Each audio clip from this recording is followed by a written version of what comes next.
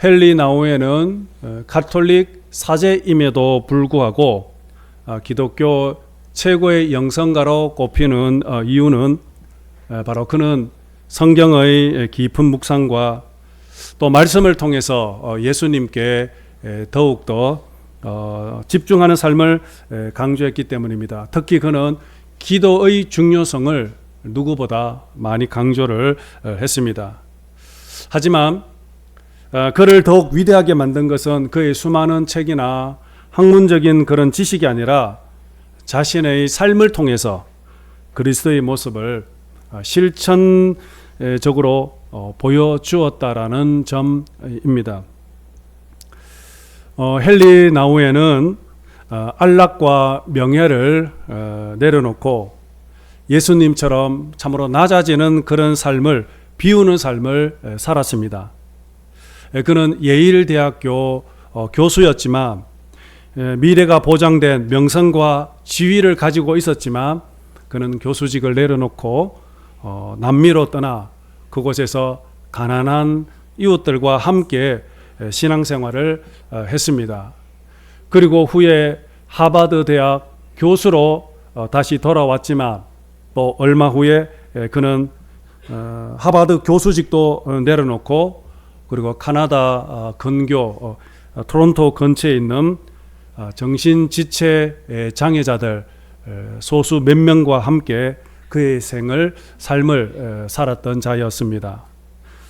그의 삶은 참으로 많은 사람들에게 도전을 주었습니다. 그의 삶을 한마디로 표현을 한다면은 다른 이에게 갚으라입니다. 그는 주님께 받은 그 많은 사랑을 연약한 자들, 이웃들에게 참으로 온전히 돌려주기 위해서 몸부림을 쳤던 것입니다. 그래서 그는 우리들에게 참으로 예수님의 사랑을 실천하는 것이 무엇인지 우리에게 보여주었습니다. 헨리 나우엔이 썼는 책 앞에서 소개했던 예수님을 생각나게 하는 사람이라는 이 책에서 세 가지의 중요한 사명을 우리에게 일깨워 주었습니다. 그 첫째가 힐링, 즉 치유하기. 우리는 예수님의 치유하심을 나타내는 사람이 되어야 한다. 그리고 두 번째는 서브스테이닝, 지탱하기. 우리는 예수님의 붙드심을 드러내는 사람이 되어야 한다. 그리고 세 번째는 가이딩, 인도하기. 우리는 예수님의 인도하심을 기억하게 하는 사람이 되어야 한다입니다. 이 세 개의 단어, 힐링, 세상의 사람들의 깊은 상처를 감싸고 치유하는 삶, 서브스테이닝, 고통 가운데 인들의 삶을 지탱하고 붙들어주는 삶, 그리고 가이딩, 의미 있는 길, 바른 길, 진리로 길로 인도해주는 그러한 삶. 우리는 이것을 통해서 바로 예수님의 모습을 드러내야 한다라고 할 수 있습니다. 우리가 세상을 향해서 예수님의 십자가 사랑을 나타낼 때 비로소 우리는 참된 그리스도인이 될 수가 있습니다. 십자가의 사랑은 참으로 죄와 상처로 찢긴 영혼을 치유하는 능력이 있습니다. 또한 인생의 무거운 짐에 짓눌려 살아가는 자를 붙잡아주고 다시 일으켜주는 힘이 있고, 더 나아가서 길을 잃고 방황하는 영혼들에게 생명의 길, 복된 길, 하나님의 나라로 인도하는 능력이 바로 십자가의 그 사랑 안에 있습니다.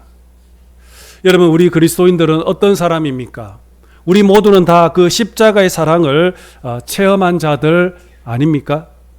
그리고 우리는 그 사랑을 이제 세상 속에서 실천하며 증거하는 사람이 되어야 한다는 것입니다. 예수님께서 말씀하셨습니다. 내가 너희를 사랑한 것 같이 너희도 서로 사랑하라. 내가 십자가의 사랑으로 너희를 치유하고 지탱하고 또 인도한 것 같이 너희들도 그렇게 타인들을 사랑하라. 여러분, 우리가 이렇게 예수님의 사랑을 경험한 것처럼 우리가 그 사랑을 세상 속에서 우리가 실천하고 또 치유하고 지탱하고 인도한다면 결국에는 세상은 우리를 통해서 예수님을 보게 될 것입니다. 여러분, 우리 그리스도인은 바로 예수님을 생각나게 하는 사람입니다. 교회는 바로 예수님을 생각나게 하는 곳이 되어야 합니다. 사람들은 오늘 우리 대북교회를 볼 때, 오늘 저와 여러분들을 볼 때 어떤 생각을 여러분 할까요? 저는 오늘 말씀을 준비하면서 작은 소망 하나를 가져보았습니다. 그것은 바로 오늘 저와 여러분들을 통하여 여러분들이 세상에 참으로 예수님의 향기와 사랑을 흘려보내기를 소망을 하고 있습니다. 우리를 통해서 예수님의 그 사랑과 복음이 온 세상에 전파되고 특히 우리 대북 교회가 대만 땅에 존재함으로 인해서 이곳의 사람들이 예수님을 한 번 더 생각하게 되고 또 그로 인해서 그들이 주님의 복음으로 돌아오는 그런 통로가 된다면 참으로 이 대만 땅이 정말 하나님이 기뻐하시는 나라로 변화될 줄로 믿습니다. 우리 모두 다 함께 예수님을 생각나게 하는 그런 아름다운 주님의 사람, 또 우리 대북교회가 되기를 주님 이름으로 축복합니다. 주일 아침마다 우리가 사무엘상 가지고 계속 말씀을 나누는 중에 저는 다윗을 생각을 할 때 예수님의 생각이 많이 났습니다. 다윗은 이 땅에 오실 예수 그리스도의 예표이자 곧 그림자와 같은 존재입니다. 실제로 예수님은 다윗의 후손으로 이 땅에 오셨습니다. 예수님의 3년의 공생애를 한마디로 요약하면 바로 십자가의 고난과 죽음이라고 할 수 있을 것입니다. 마찬가지로 다윗의 인생 역시 고난의 연속이었습니다. 다윗은 광야에서 시작을 하여 광야에서 많은 시간들을 보내야 했습니다. 결국 그의 삶 자체는 바로 광야의 여정이라 할 수 있을 것입니다. 그러나 하나님은 다윗의 그 광야의 시간 속에서 다윗을 다듬으시고 또 예수 그리스도를 예표하는 삶으로 인도하셨다라는 것입니다. 우리가 구약 성경 사무엘상 사무엘하를 보면 거기에 다윗의 삶에 대해서 기록을 하고 있습니다. 특히 사무엘상 16장부터 마지막 31장까지는 다윗이 사울 왕에게 쫓기며 도망다니는 삶을 이야기하고 있습니다. 그리고 사무엘하는 비로소 다윗이 왕이 되는데 사무엘하 전체 24장 가운데 다윗이 왕으로서 평안한 삶을 누린 것은 불과 10장 정도밖에 되지가 않습니다. 그것도 왕이 된 후에 바세바와 간음하는 죄를 범하는 이야기가 또 그 속에 포함되어져 있습니다. 이렇게 사무엘 상하 전체 40장 중에서 왕으로서 평안하게 누렸던 삶은 불과 10장도 채 되지가 않고 나머지 30장 이상은 다윗의 도망자의 이야기를 하고 있습니다. 광야에서 고난과 연단받는 이야기로 채워져 있다라는 것입니다. 여러분, 왜 성경은 다윗이 이렇게 화려한 왕궁 생활이나 성공담을 부각하지 않는 것일까요? 왜 성경은 이렇게 다윗의 성공과 영광보다도 다윗의 이러한 고난의 삶을 강조하고 있을까요? 저는 다윗의 삶을 묵상하면서 그의 영성이 가장 빛난 때는 언제인가? 바로 그것은 왕궁이 아니라 바로 광야였다는 사실을 깨달았습니다. 다윗은 참으로 쫓겨다니는 동안 하나님과 깊은 영적으로 교제하는 삶을 배웠습니다. 외롭고 힘들고 배고플수록 그는 더욱더 하나님을 찾았습니다. 그는 고난이 깊으면 깊을수록 더욱더 하나님과의 관계가 더욱더 견고해졌다라는 것입니다. 이제 오늘 본문은 이제 다윗이 새로운 장소로 도망가는 내용입니다. 다윗이 어디로 도망을 갔을까요? 자, 오늘 본문 1절 2절 말씀 보도록 하겠습니다. 1절 2절 시작. 그러므로 다윗이 그곳을 떠나 아둘람 굴로 도망하며 그의 형제와 아버지의 온 집이 듣고 그리로 내려가서 그에게 이르고 환난당한 모든 자와 빚진 모든 자와 마음이 원통한 자가 다 그에게로 모였고 그는 그들의 우두머리가 되었는데 그와 함께한 자가 400명 가량이었더라. 아멘. 아둘람 굴로 도망을 갔습니다. 그런데 여러분, 히브리 문화에서 이 굴은 두 가지의 의미를 가지고 있습니다.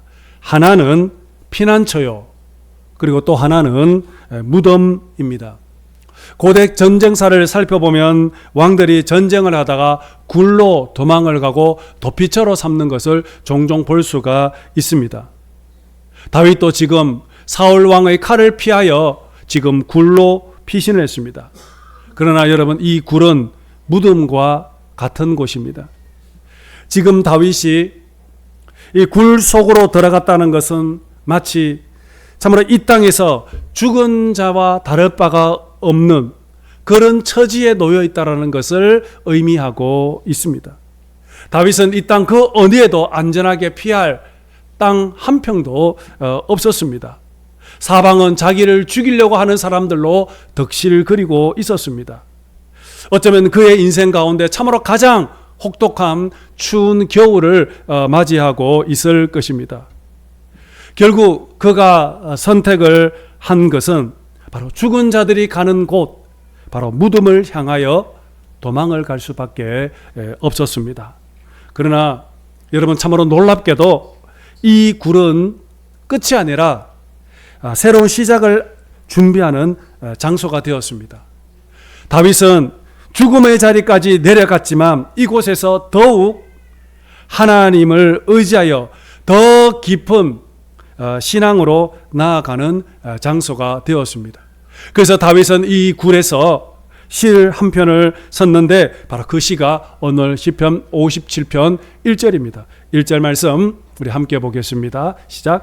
하나님이여 내게 은혜를 베푸소서, 내게 은혜를 베푸소서. 내 영혼이 주께로 피하되 주의 날개 그늘 아래서 이 재앙들이 지나기까지 피하리이다. 아멘. 주의 날개 그늘 아래로 피한다고 했죠.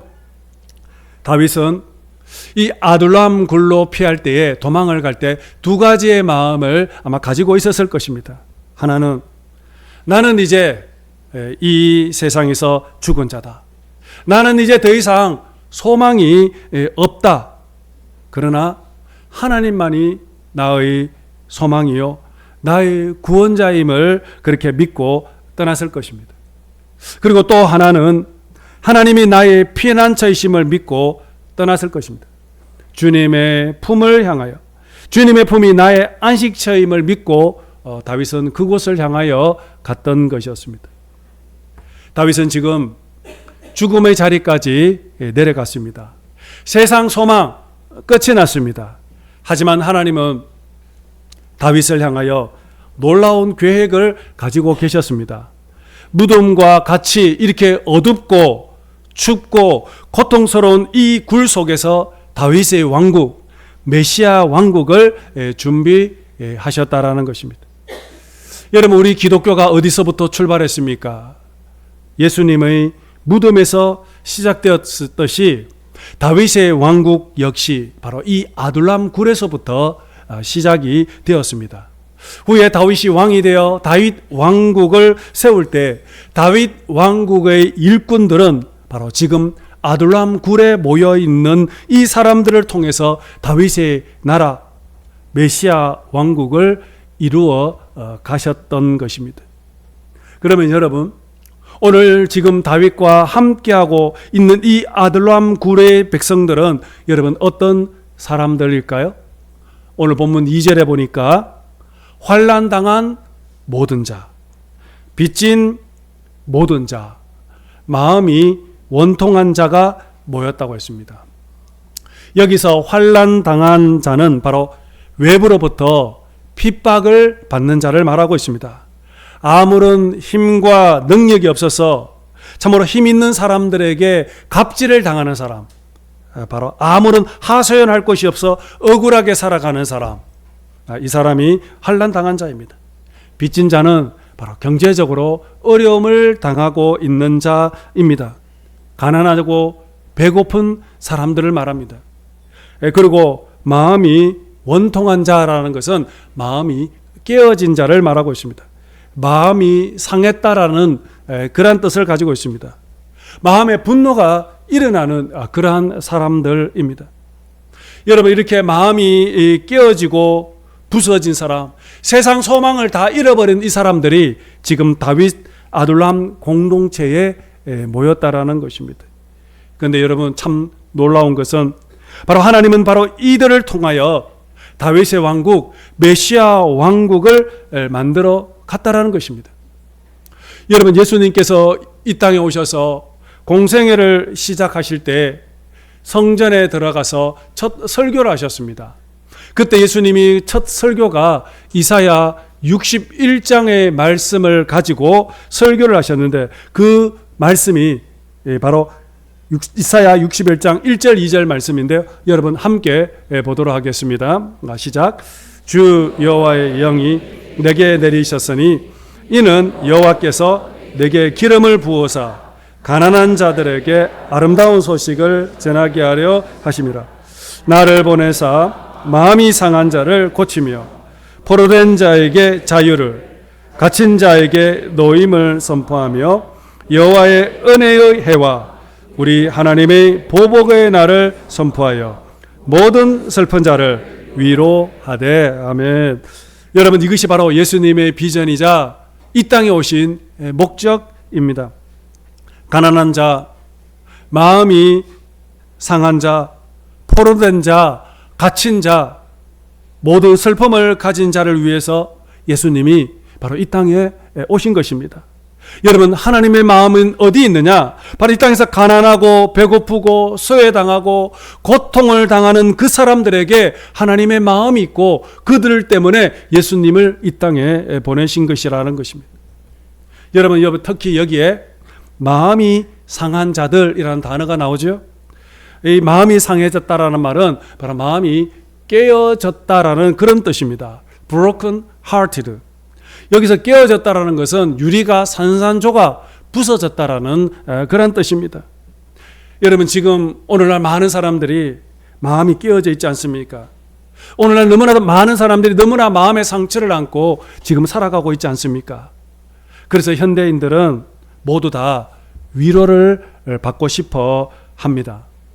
그런데 참 안타까운 것은 우리는 위로할 능력이 없습니다. 내 마음도 아픈데, 나도 상처투성인데, 나도 힘든데 내가 누구를 위로할 수 있겠습니까? 그저 내가 할 수 있는 것은 다른 사람들에게 상처 주는 것은 잘하지 않습니까? 그런데 주님이 말씀하십니다. 모든 슬픈 자를 위로하되. 그렇습니다. 여러분, 우리의 위로에 참된 권한은 오직 주님밖에 없습니다. 우리는 오직 주님을 통해서만 참된 위로를 받을 수 있습니다. 그러므로 우리의 참된 소망은 오직 예수님밖에 없습니다. 예수님은 마음이 아프고 원통하고 억울하고 힘들어 지쳐있는 자들에게 힘과 용기를 주시고 소망을 불어넣어 주시며 눈물을 닦아주시면서 위로해 주시는 분이십니다. 고린도 후서 1장 3절 4절 말씀 우리 보도록 하겠습니다. 시작. 우리 주 예수 그리스도의 아버지이신 하나님을 찬양합시다. 그는 자비로우신 아버지시요 온갖 위로를 주시는 하나님이시요 온갖 환난 가운데에서 우리를 위로하여 주시는 분이십니다.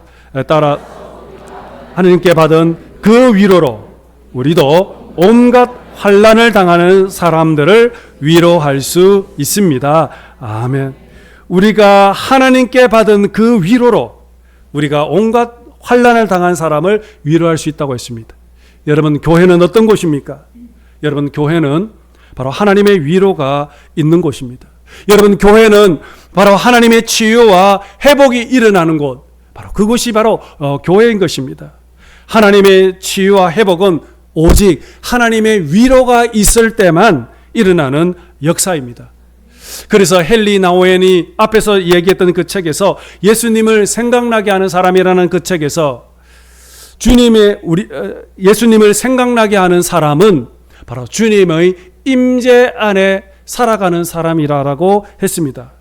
하나님의 그 임재는 날마다 하나님과 친밀한 삶을 살아가는 삶이라고 했고, 그리고 더 나아가서 그때 비로소 하나님의 위로가 임하기 시작한다라고 했습니다. 하나님의 위로는 나를 살릴 뿐만 아니라 하나님은 나를 통해서 또 다른 사람 누군가에게 참으로 위로하는 그 능력을 주신다 말씀을 하신 것입니다. 사랑하는 여러분, 오늘 하나님의 위로가 무엇일까요? 바로 하나님의 참된 위로는 바로 십자가 그 사랑입니다. 여러분, 사랑만이 우리를 다시 살리고 회복하고 새로운 힘을 줄 수 있습니다. 오직 십자가 사랑만이 참 사랑이요 영원한 사랑인 것입니다. 저는 오늘 우리 교회가 예수님의 사랑으로 참으로 치유가 일어나는 그러한 교회가 되기를 원합니다. 우리 많은 사람들이 이 성전의 문을 열고 들어와서 이곳에서 예배하고 이곳에서 주님을 찬양할 때에 정말 하나님의 임재를 경험하고 그 임재를 통해서 우리의 상한 마음과 잃어버린 소망을 다시 되찾고 하나님의 은혜로 충만함을 받아 힘을 얻어 또 이 세상에 나가서 담대하게 작은 예수님을 생각나게 하는 사람으로 살아가는 저와 여러분이 될 수 있기를 원합니다. 하나님은 환난당한 모든 자, 빚진 모든 자, 마음이 원통한 자, 모든 슬픔을 당한 자를 위로하고 회복시켜 다윗의 나라 메시아 왕국을 사용했듯이 오늘 저와 여러분들을 통해서 하나님의 나라의 큰 일꾼, 선한 일꾼으로 쓰임받을 수 있기를 주님 이름으로 축복합니다.